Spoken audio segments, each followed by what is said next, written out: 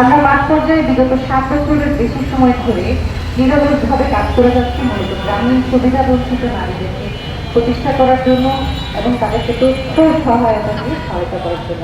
কিন্তু অত্যন্ত দুঃখের সাথে জানাচ্ছি যে বিগত 1 মাস ধরে আমাদের প্রকল্প নিয়ে শেষ হওয়ার সাথে সাথে 1500 নারী আমরা একযোগে বেকার হয়ে পড়ছি, যারা নারী ক্ষমতা নিয়ে কাজ করে এই প্রকল্পের 90% সাফল্য অর্জন করে এনেছি। সেখানে আজকে আমরা নিজেরাই সন্তান হওয়ার পথে। জুনের পর থেকে আমাদের মোট 2000 জনবল আমাদের কি হবে এবং আমাদের সাথে সাথে আমাদের 2000 পরিবারের কি হবে, এটা নিয়ে কোনো ধরনের কোনো সরকারের পক্ষ থেকে কোনো ধরনের স্টেপ নেওয়া হয়নি। আমাদের এই প্রকল্প যাত্রাটা শুরু হয়েছিল 2011 সালে পাইলট প্রজেক্ট হিসেবে এবং এটি সারা বাংলাদেশে মোট 13টি উপজেলায় ছিল এবং সেই প্রজেক্টের ব্যাপক সফলতার পরে আমাদের 2018 সালে আমরা দ্বিতীয় পর্যায়ে এখানে যারা আছি সমবেত আছি, আমরা দ্বিতীয় পর্যায়ে যোগদান করেছি এবং আমাদের এখানে কিছু প্রথম পর্যায়ে আপুরাও আছেন। তো এত বছর ধরে হচ্ছে আমরা নিরলসভাবে কাজ করে যাচ্ছি এবং আমাদের এই প্রকল্পে ব্যাপক সফলতা করে সরকার বর্তমানে একটা তৃতীয় পর্যায়ে আনার চেষ্টা করছে।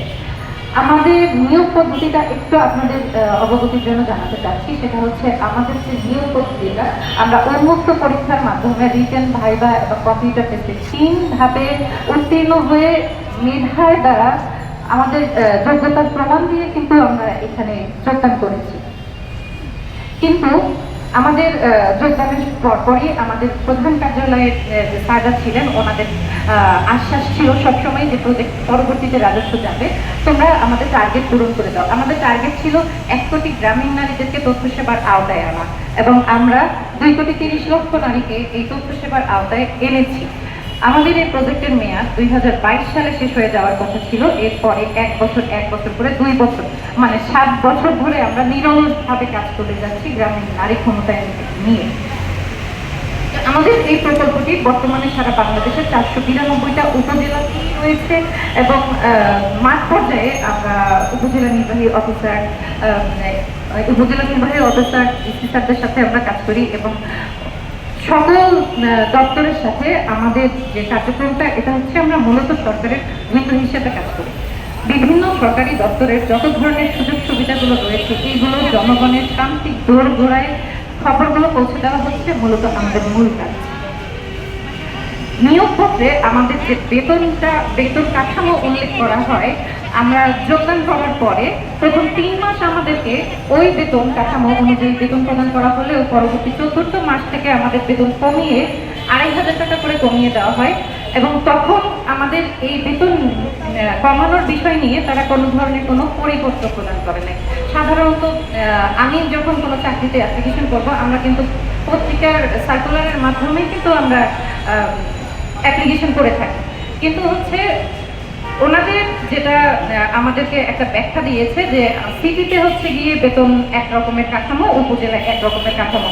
আমরা কিন্তু যখন অ্যাপ্লিকেশন করি আমরা কিন্তু এত বিষয় সম্পর্কে অবগত থাকি না, আমরা কিন্তু পত্রিকায় যেটা আসে সেটা দিয়েই কিন্তু আমরা অ্যাপ্লিকেশন করি।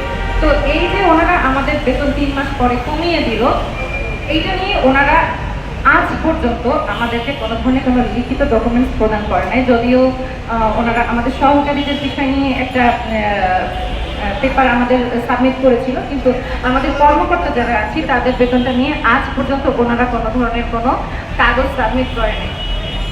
আর তার থেকে বড় কথা হচ্ছে আমাদের যখন বেতন কমানো হয়েছিল প্রধান কার্যালয়ের স্যারদের সাথে হচ্ছে আমরা এই বিষয় নিয়ে জুম মিটিংয়ে আলোচনা করেছিলাম যে আমাদের বেতনটা ঠিক কী কারণে কমানো হয়েছে। তখন ওনারা বলেছে যে পরবর্তীতে যখন তোমাদেরকে রাজস্বে স্থানান্তর করা হবে তখন এই বেতন কাঠামোটা থাকলে আমাদের রাজস্বে স্থানান্তর করতে সুবিধা হবে।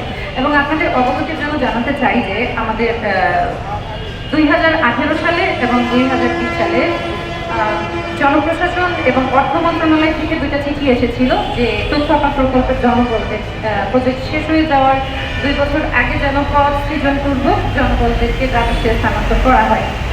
এই চিঠিগুলো আমাদের প্রধান কার্যালয়ের তৎকালীন যিনি প্রকল্প পরিচালক ছিলেন, উনি ফাইলবন্দি করে রেখেছিলেন এবং আমরা অনেক পরে এই চিঠিগুলো হাতে পেয়েছি।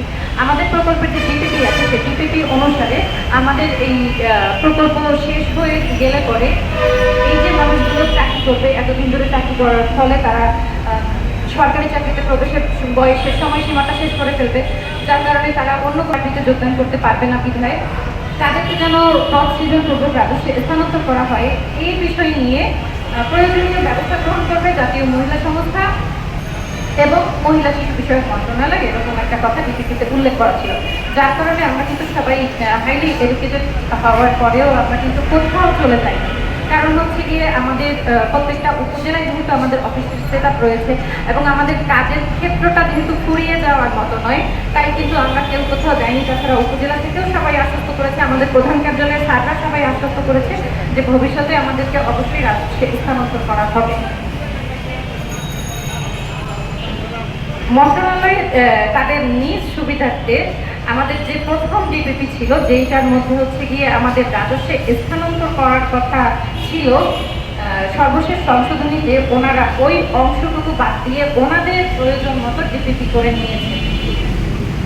দ্বিতীয়বার যে যখন হচ্ছে অর্থ এবং পরিকল্পনা মন্ত্রণালয় থেকে চিঠি চাওয়া হয়, তখনও কিন্তু ওনারা আমাদের নিয়ে কোনো ধরনের কোনো ব্যবস্থা গ্রহণ করেন।